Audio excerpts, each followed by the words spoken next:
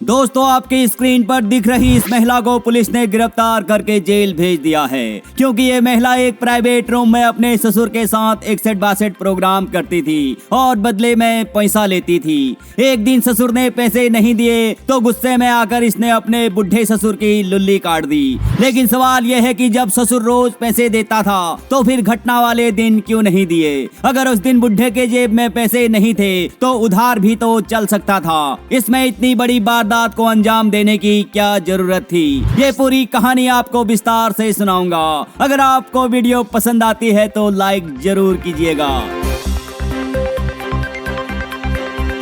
दोस्तों, रंगीन मिजाज बहू की ये कहानी गुजरात के खेड़ा के भगत जैन इलाके से सामने आई है। यहाँ का रहने वाला 75 वर्षीय जगदीश शर्मा 3 दिन से लापता था। परिवार समेत पूरा गांव जगदीश शर्मा को ढूंढने में लगा हुआ था, लेकिन वो कहीं मिल नहीं रहा था। जगदीश शर्मा के बड़े बेटे विजय शर्मा ने हर संभावित जगह अपने पिता को ढूंढ लिया था। उसने सभी रिश्तेदारों को फोन करके भी पूछ लिया था, लेकिन बुजुर्ग का कहीं कुछ पता नहीं चल रहा था। जगदीश शर्मा का एक पुराना मकान था जो लगभग बंजर पड़ चुका था। उस घर की चाबी जगदीश के पास ही रहती थी। जब बेटे को कुछ अनहोनी की आशंका हुई तो उसने अपने पुराने मकान का ताला तोड़ दिया। जब अंदर जाकर देखा तो उसके होश उड़ गए। कमरे में जगदीश शर्मा पड़ा था।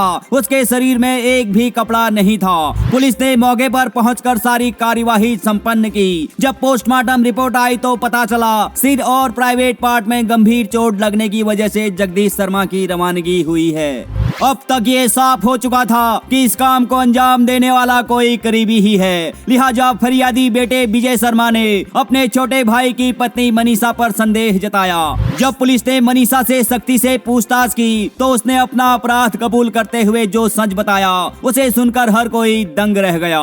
मनीषा ने बताया कि एक दिन मुझे कुछ पैसों की अर्जेंट जरूरत पड़ गई थी। जब मैंने ससुर जी से पैसे मांगे तो उन्होंने मुझसे कहा, तुझे जब भी जितने भी पैसे की जरूरत पड़ेगी मैं तुझे दूंगा, लेकिन तुझे बदले में मेरे प्यासे घोड़े को अपने कुएं का पानी पिलाना पड़ेगा। मैं लाचार थी, मजबूर थी, लिहाजा मैं ससुर के साथ पुराने मकान में जाने लगी। इसके बाद वादे के मुताबिक ससुर जी ने कभी भी मुझे पैसे की कमी नहीं होने दी और मैंने भी ससुर जी को कभी निराश नहीं किया। वो जैसे कहते थे मैं वैसे ही करती थी। इसके कुछ दिनों बाद फेसबुक पर एक लड़के से मेरी दोस्ती हो गई। वो लड़का विदेश जाने वाला था। मैं भी उसके साथ विदेश जाना चाहती थी, लेकिन इसके लिए मुझे 2 लाख रुपए की जरूरत थी। जब मैंने ससुर जी से 2 लाख रुपए मांगे तो वो भड़क गए। वो बोले 2 लाख रुपए खर्च करने पर तो कैलिफोर्निया से मियाँ भी आ जाएगी, तेरे तो मैं 500 से ज्यादा नहीं दे सकता हूँ। ये सुनकर मुझे गुस्सा आ गया। इसके बाद मैंने ससुर जी को देना बंद कर दिया, क्योंकि अब वो अपने वादे से मुकर चुके थे। जबकि उन्होंने कहा था कि जब भी जितने भी पैसे की जरूरत पड़ेगी मैं दूंगा। अगले दिन जब ससुर जी ने मुझे प्रोग्राम के लिए पुराने मकान में बुलाया तो मैंने कहा 2 लाख रुपए दोगे तभी आऊंगी, नहीं तो नहीं आऊंगी। 2 हफ्ते बीत चुके थे। ससुर जी मेरे लिए तो मैं 2 लाख रुपए के लिए तरस रही थी। तभी एक दिन ससुर जी ने कहा कि उन्होंने पैसे का इंतजाम कर लिया है, अगर पैसे चाहिए तो पुराने मकान में आ जाना।